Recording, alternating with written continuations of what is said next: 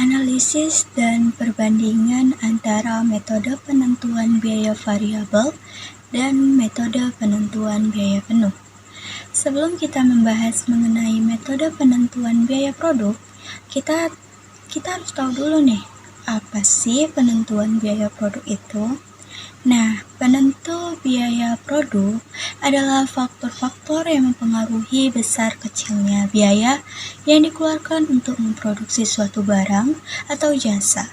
Biaya produk ini mencakup seluruh pengeluaran yang dibutuhkan agar suatu produk bisa dibuat dan siap dijual, mulai dari bahan mentah hingga tenaga kerja dan proses produksi. Setelah kita mengetahui apa itu penentuan biaya produk, terdapat dua metode penentu biaya produk, yaitu satu, metode penentuan biaya variabel atau PBV. Metode penentuan ini membedakan antara biaya produksi variabel dengan biaya produksi tetap. Metode ini hanya membedakan biaya produksi variabel ke produk yang meliputi biaya bahan baku, biaya tenaga kerja langsung, dan biaya overhead pabrik variabel. Biaya overhead tidak dimaksudkan sebagai biaya produk dan diperlakukan sebagai biaya periodik karena biaya overhead tetap adalah biaya kapasitas. Nah, yang kedua adalah metode penentuan biaya penuh atau PBP. Metode ini membedakan semua biaya produksi ke produksi yang meliputi biaya bahan baku, biaya tenaga kerja langsung, biaya overhead pabrik variabel, dan biaya overhead pabrik tetap. Dalam PBP, biaya overhead pabrik tetap dipandang sebagai biaya produk, bukan biaya periodik. Pada metode ini, biaya overhead pabrik tetap dibebankan ke produk melalui penggunaan tarif biaya overhead pabrik tetap dan tidak diakui sebagai biaya sampai produk dijual. Perkenalkan, nama saya Mariana dengan NIM 2304020041. Saya dari kelompok 1. Baik, di sini saya akan menjelaskan mengenai materi yang pertama, laporan laba rugi, analisis dan rekonsiliasi. Dan yang kedua, hubungan antara produksi, penjualan, dan laba. Pernah nggak sih kamu lihat dua laporan keuangan yang kelihatannya nih mirip, tapi labanya beda?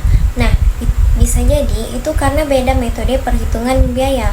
Yuk kita pelajari bareng perbedaan antara metode PBV dan metode PBP dalam laporan laba rugi. Laporan laba rugi, analisis dan rekonsiliasi. Ketika kita menentukan harga pokok penjualan, kita harus tahu biaya per unit produk. Nah, pemilihan metode perhitungan biaya seperti PBV atau biaya berdasarkan variabel dan PBP biaya berdasarkan produksi bisa bikin angka laba jadi berbeda. Kenapa bisa beda? Karena cara kita mengakui biaya overhead tetap atau biaya tetap pabrik berbeda di tiap metode. Jadi, walaupun produk yang dijual sama, hasil labanya bisa tidak sama. Oleh karena itu, biaya produk per unit merupakan dasar penentuan harga penjualan. Maka perbedaan penggunaan metode PBV atau metode PBP akan mengakibatkan angka laba yang berbeda. Perbedaan angka laba terjadi karena jumlah biaya overhead pabrik tetap yang diakui sebagai biaya periodik adalah berbeda di antara kedua metode penentuan biaya produk. Baik, yang kedua ada hubungan antara produksi, penjualan, dan laba. Ayo kita lihat 3 situasi yang bisa terjadi antara produksi, penjualan, dan laba. Laba PBV lebih besar dari laba PBP. Karena unit yang dijual mencakup sebagian persediaan lama, metode mengakui overhead pabrik tetap dari periode sebelumnya sebagai periode ini, sehingga total biaya lebih besar. Yang kedua, laba PBV lebih kecil dari laba PBP. Karena ada unit yang diproduksi tetapi belum dijual atau menambah persediaan akhir, dalam metode PBV, overhead tetap langsung diakui sebagai biaya periode berjalan. Meski unit belum dijual, sehingga laba lebih kecil. Yang terakhir ada laba PBV sama dengan laba PBP. Kalau tidak ada perubahan persediaan alias semua yang diproduksi langsung dijual, maka kedua metode akan mencatat biaya yang sama. Hasilnya, laba juga sama. Semua biaya overhead tetap yang timbul di periode tersebut diakui secara sama oleh kedua metode. Jadi, metode penentuan biaya bukan cuma soal akuntansi rumit, tapi bisa berdampak besar pada laporan keuangan dan pengambilan keputusan. Pilih metode yang paling sesuai dengan kondisi perusahaan. Baik dari saya, sekian, terima kasih. Baik, perkenalkan nama saya Delva Aprianda dengan NIM 2304020073. Di sini saya akan menjelaskan materi mengenai metode penentuan biaya variabel dan evaluasi kinerja manajer. Baik, yang pertama, apa itu metode penentuan biaya variabel? Metode penentuan biaya variabel atau variable costing adalah metode akuntansi biaya di mana hanya biaya yang berubah-ubah atau disebut variabel yang dibebankan ke produk. Contohnya, biaya bahan baku langsung, biaya upah tenaga kerja langsung, biaya listrik produksi. Kemudian, apa itu evaluasi kinerja manajer? Evaluasi kinerja manajer adalah proses menilai sejauh mana manajer berhasil mencapai target dan menggunakan sumber daya secara efisien. Jika digunakan metode variable costing, maka laba yang dihasilkan akan lebih mencerminkan usaha nyata manajer. Karena yang pertama, biaya tetap tidak dipengaruhi oleh keputusan manajer langsung. Yang kedua, penilaian lebih adil karena hanya variabel yang bisa dikendalikan manajer yang dinilai. Evaluasi kinerja manajer seringkali dikaitkan dengan profitabilitas unit bisnis yang mereka pimpin. Perubahan laba dari waktu ke waktu atau perbandingan antara laba aktual dan laba yang dianggarkan sering digunakan sebagai indikator kinerja manajerial. Agar laba benar-benar menjadi sinyal kinerja yang akurat, maka laba tersebut harus mencerminkan upaya nyata manajer, seperti peningkatan penjualan dengan biaya tetap. Secara umum, jika laba mencerminkan kinerja manajer secara adil, maka terdapat 3 pola hubungan yang diharapkan. Yang pertama, penjualan naik, laba ikut naik. Yang kedua, penjualan turun, laba ikut turun. Dan yang ketiga, penjualan tetap, laba akan tetap. Metode penentuan biaya variabel cenderung menunjukkan hubungan yang konsisten antara penjualan dan laba seperti pola di atas, sehingga cocok digunakan sebagai alat evaluasi kinerja manajer. Sebaliknya, metode PBP tidak selalu menunjukkan hubungan tersebut, karena perlakuan akuntansi terhadap biaya overhead tetap, sehingga bisa menyulitkan dalam menilai usaha manajerial secara objektif. Assalamualaikum warahmatullahi wabarakatuh. Perkenalkan, nama saya Reparianti dengan NIM 2304020028. Saya dari kelompok 1. Baik, di sini saya akan membahas materi tentang metode penentuan biaya variabel dan pelaporan segmen.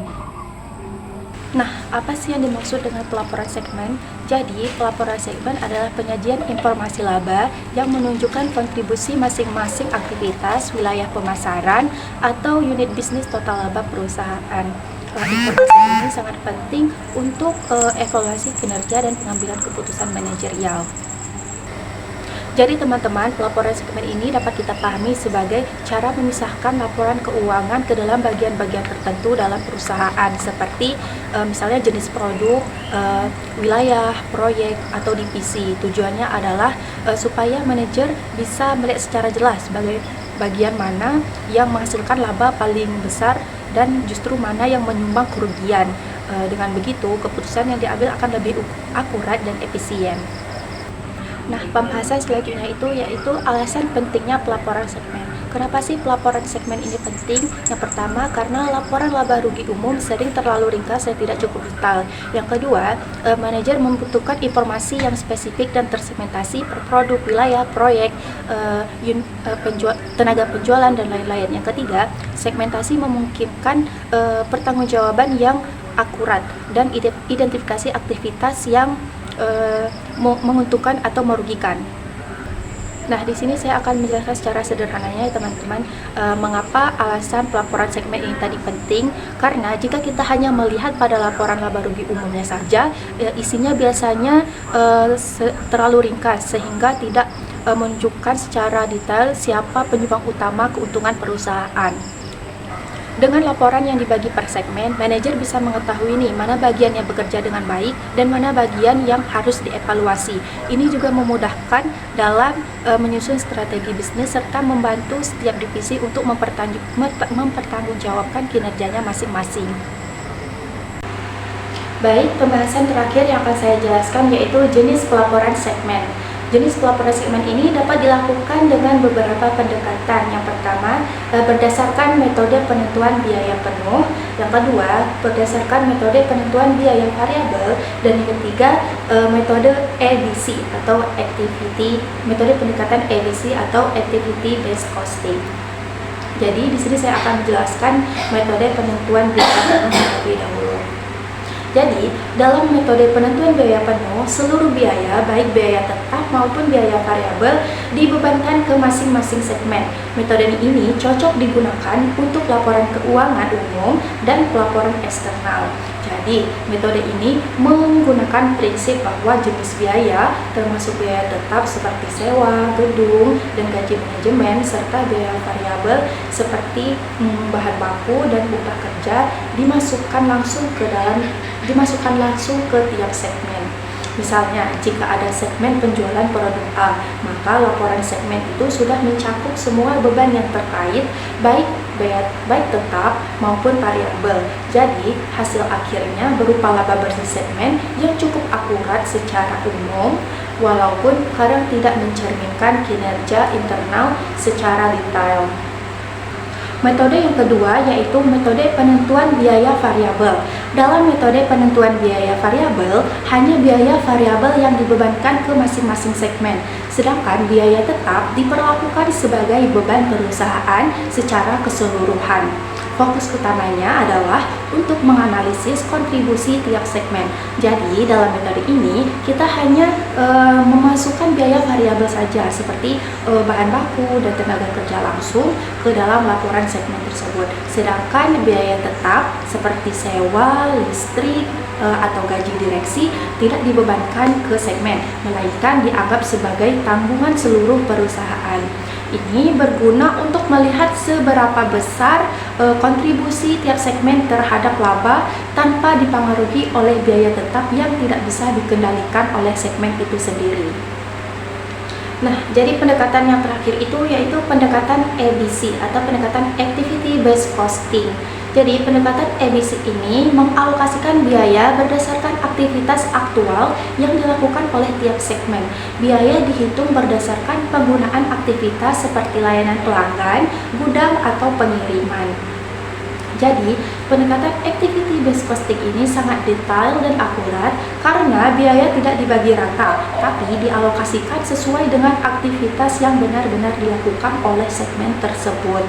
Misalnya nih, jika segmen produk A sering menggunakan layanan customer service, maka biaya customer service lebih besar dialokasikan ke segmen A. Sementara produk B yang jarang menggunakan layanan tersebut akan mendapat beban biaya yang lebih kecil.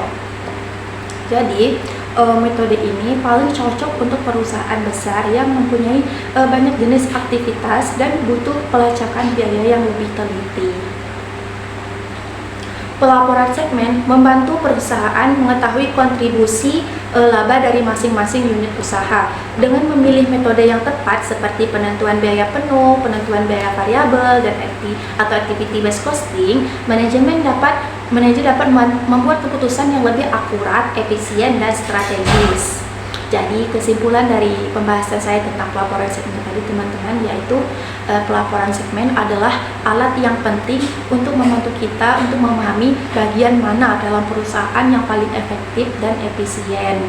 dengan metode pelaporan yang sesuai, manajer bisa membuat keputusan bisnis yang lebih tepat. Misalnya nih, apakah perlu untuk menutup suatu unit yang rugi atau memperluas unit yang sudah terbukti menguntungkan perusahaan. Maka dari itu, memahami metode penentuan biaya dan pelaporan segmen ini sangat penting dalam dunia akuntansi manajemen. Perkenalkan, nama saya Ariza Zahwa dengan NIM 2304020019. Selanjutnya saya akan menjelaskan materi tentang metode penentuan biaya variabel untuk perencanaan dan pengendalian. Saat perusahaan ingin membuat rencana keuangan atau anggaran, manajer harus memperkirakan nih hal-hal seperti yang pertama, berapa banyak bahan yang akan terjual, lalu yang kedua, berapa banyak harus yang diproduksi, lalu yang ketiga, dan berapa besar biaya yang akan dikeluarkan di masa depan. Tapi karena masa depan itu tidak pasti, maka perkiraan penjualan bisa saja berubah. Karena itu, manajer biasanya membuat beberapa skenario. Misalnya nih, jika penjualannya rendah, sedang, atau tinggi. Ini untuk melihat kira-kira bagaimana sih pengaruhnya terhadap biaya yang dikeluarkan perusahaan. Nah, dalam hal ini, penting sekali membedakan antara biaya tetap dan biaya variabel. Biaya tetap adalah biaya yang tidak berubah meskipun jumlah produksi naik atau turun, contohnya seperti sewa gedung. Lalu biaya variabel adalah biaya yang berubah tergantung pada jumlah produksi, contohnya seperti bahan baku atau upah per unit. Nah, dengan mengetahui jenis-jenis biaya ini, manajer bisa membuat perkiraan biaya yang lebih tepat di berbagai level produksi dan penjualan. Rencana keuangan ini nantinya menjadi pedoman atau patokan dalam menjalankan operasional perusahaan. Lalu, setelah perusahaan berjalan dan hasil nyatanya keluar, manajer bisa membandingkan antara rencana dan hasil nyata. Kalau ternyata hasilnya berbeda jauh, maka manajer bisa melakukan perbaikan atau koreksi. Tapi sebelum bisa memperbaiki, manajer harus paham nih bagaimana perilaku biaya, mana yang tetap, mana yang berubah, agar tahu bagaimana cara memperbaikinya. Nah, selanjutnya kesimpulan dari materi kelompok 1. Penentuan biaya variabel penting untuk menghasilkan informasi laba yang mencerminkan hubungan langsung antara penjualan dan laba, sehingga lebih akurat untuk evaluasi kinerja manajerial. Sedangkan pelaporan segmen berdasarkan biaya variabel memberikan gambaran yang lebih jelas tentang kontribusi setiap unit bisnis, produk, atau wilayah terhadap laba, serta mendukung pengambilan keputusan pengendalian yang lebih efektif. Sekian dari kelompok 1, kami mengucapkan wabillahi taufiq wal hidayah. Wassalamualaikum warahmatullahi wabarakatuh.